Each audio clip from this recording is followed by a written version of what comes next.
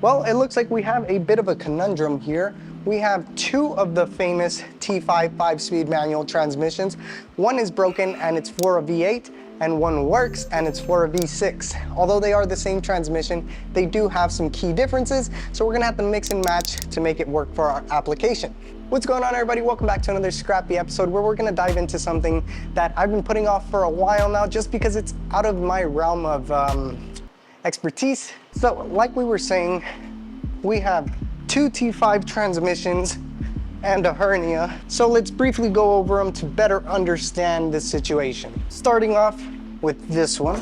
So our first T5, I don't know if I should call it the donor or the donee, but this 5-speed manual was pulled out of a Fox body Mustang with a 5.0 V8. Is it starting to sound familiar? So this T5 was what we initially used to redesign our engine bay, as well as relocate our powertrain, our engine and transmission, backwards and downwards. And obviously that means we had to fabricate engine mounts as well as a custom transmission mount, and we'll get back to that in a second. So cool, right? We already got everything mocked up and fitted and mounted where it needs to be, but unfortunately when we opened this guy up, we found ourselves a broken countershaft, as well as when I acquired this transmission, it was kind of a casing and an extra box full of all the gears and the extra parts. So of course that means buying a rebuild kit, buying new bearings, buying new synchros, buying a new counter shaft, and that would well exceed the budget. And that's where this guy comes in. Oh, my finger. If you guys couldn't tell, this one was much heavier because it actually has all of its internals inside. Now this one is a little bit different. We've jumped about 20 years, and this T5 is from a 99 to 04 Mustang, but instead of a V8 Mustang, it came out of a V6 Mustang. And before you ask me why I bought a V6 Mustang transmission when we know they're not directly compatible, well, I didn't know it was for a V6. I drove all the way up to Phoenix, the listing just said T5, and it was for 150 bucks. So I literally just grabbed my keys and headed out that way. And once I got there, I saw that it said 3.8 on the back, and I was like, no. 3.8 on the bell housing signifies that this is from a V6 Mustang. The V8 versions of the T5s often have a 5.0 casted onto the bell housing. This one doesn't, but we know it's for a V8. So let's get into what our issue is here. This one needed repairs worth in excess of, I would say, $300 to $400.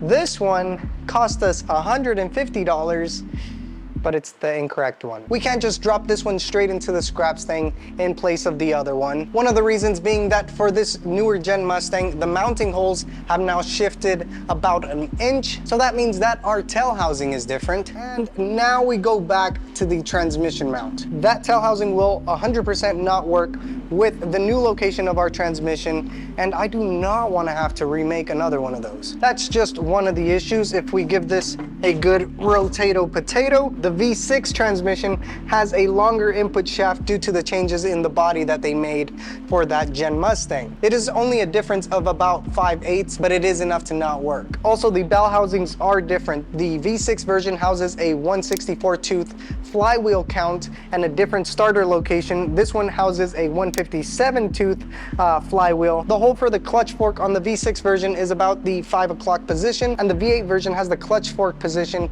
at around the 3:30 o'clock position. So a good bell housing, bad box, good tail housing. Bad tail house, good box, bad bell housing. So essentially we will be using the V6 gearbox with the V8 tail and bell housing. Still with me? I know it's a lot of changes that need to be made, but I am determined to make it work, and it's not all negatives. There is a plus side to using the V6. Oh no, Angel, the V6 gearbox is not going to be able to handle the power from the V8.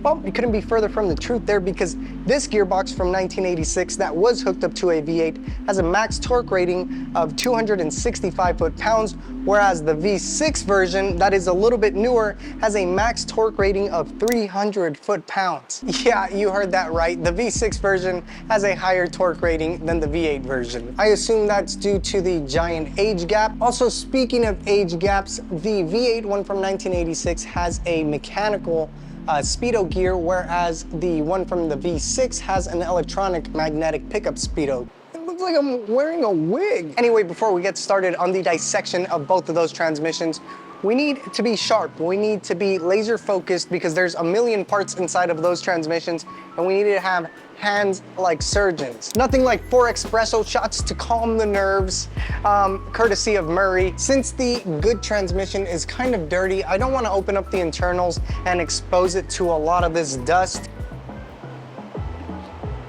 Hey man, do you think you could spray down the T5 while I take apart the other one? Sí, sí, Good sí, man. sí.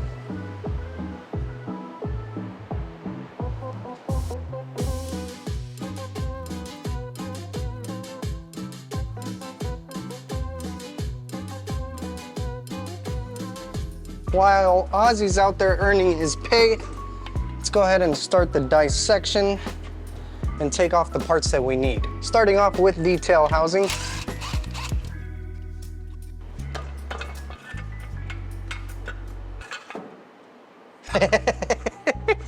Oh, would you look at that? Got ourselves a little dilemma here. Okay. Tail housing out. Next up is the Taco Bell housing. Of course. Whoa. All right, there's a dead spider in there. And now we're left with the casing, which is what was the problem to begin with. Just for curiosity reasons, I'm gonna go ahead and take this off because I believe we might need to replace this one too.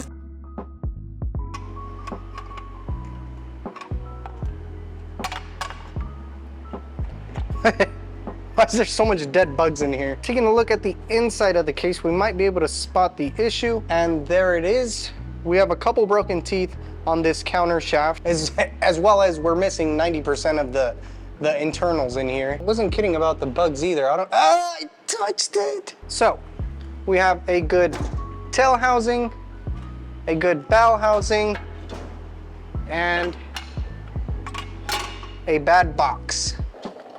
Jefe, ya estuvo. What? I've been breaking my back this entire time, and I could have just been rolling it on this thing? Well, Ozzy, since you did such a good job, we're gonna reward you with more cleaning duties. Chingada madre, ¿por qué no me dijo ya que estaba allá afuera? Did you say something? Huh? You got it, boss.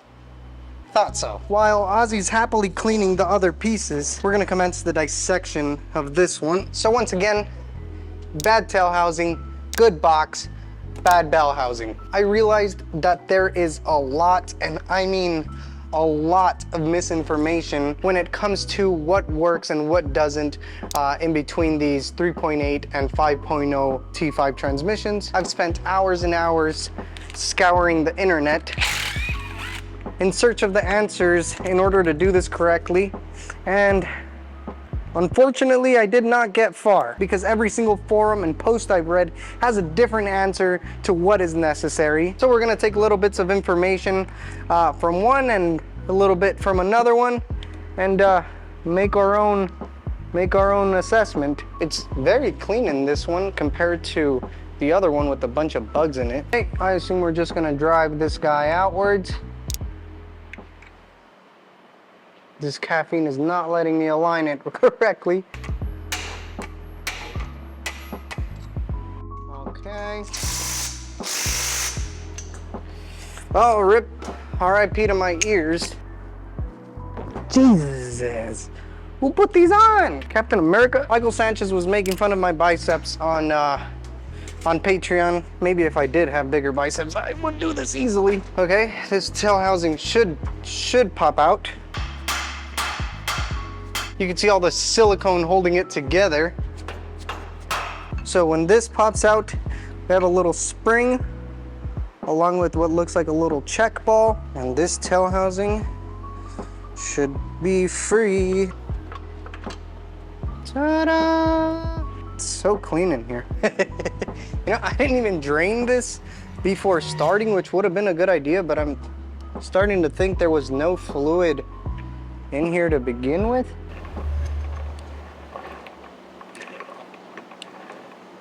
That doesn't sound very smooth. Come off nicely. Now, please. Oh. Yeah. There's something I'm really not liking, guys. When we move this around, you guys hear that? It's not, why does it sound like that? It sounds like there's something loose in there. Please be good news. Please be good news. Please be good news. Please be good news. Please be good news.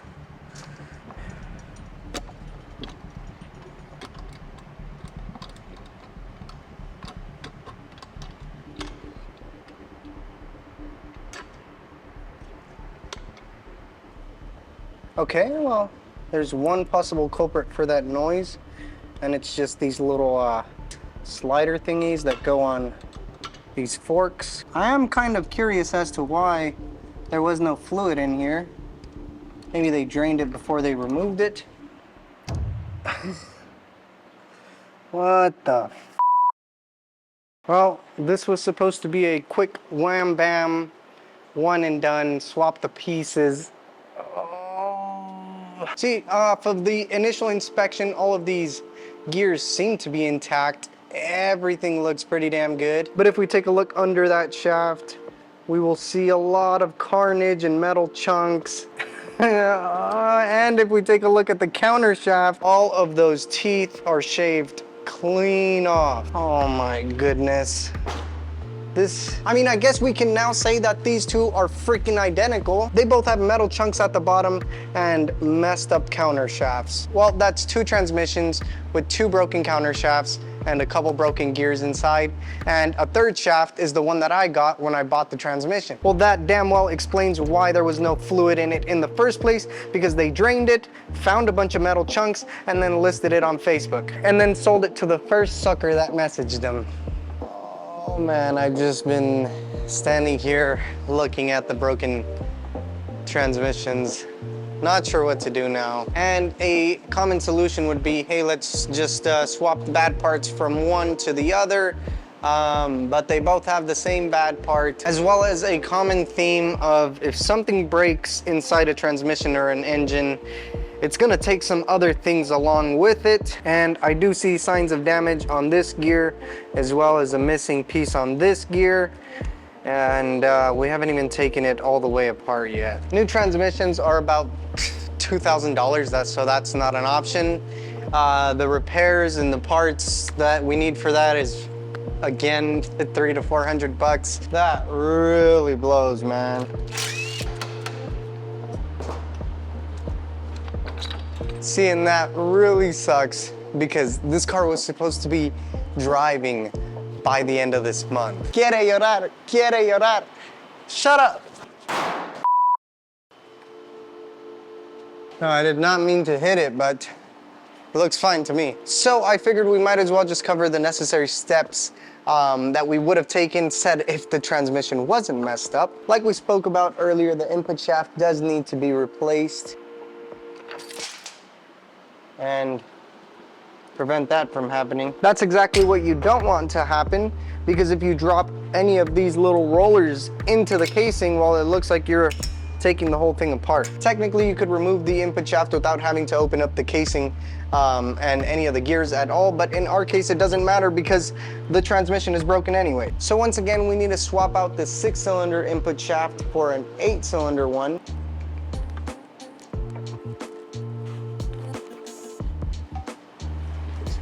Oh look, we got a package. Nice, let's see what's inside. And would you look at that, an input shaft. And what is this? Is that a Christmas tree or a T5 counter shaft? Huge thanks to our friend Anthony, because he sent us this input shaft as well as the counter shaft and a shifter at no cost. He didn't even want to charge us shipping. We'll move this one to the side for now, but right here we can very clearly see the height differences between the V6 and V8 input shaft. And yes, the V8 input shaft will slide directly in the place of the V6 input shaft. And along with that V8 input shaft, you will need a V8 bearing retainer, which is shorter than the V6 bearing retainer, just like the input shafts. But we're not installing any of this because once again, our transmission is broken. So once again, the V8 version had a mechanical gear speed sensor, and that would clip onto this little divot on the output shaft. Obviously, the newer V6 T5 is not going to have that dimple because it's an electronic speed sensor. So if you wish to use a mechanical gear, you're going to have to divot this with a Dremel or a drill. So after we would have installed the input shaft along with its corresponding bearing retainer, V8 tail housing, V8 bell housing, this transmission would be ready to drop right into this thing as a now working V8 transmission. That's if it wasn't broken. But huge thanks to Anthony for sending over those T5 parts, as it now looks like we are going to have to rebuild those T5 transmissions, but let's make time for something I actually want to do.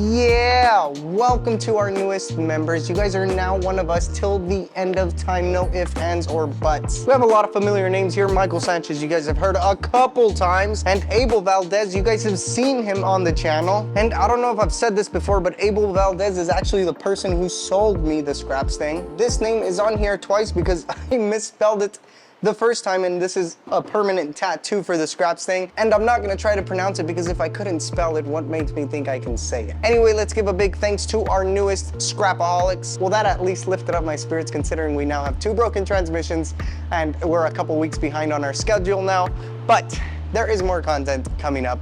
Thank you guys for hanging out. We'll see you on the next one.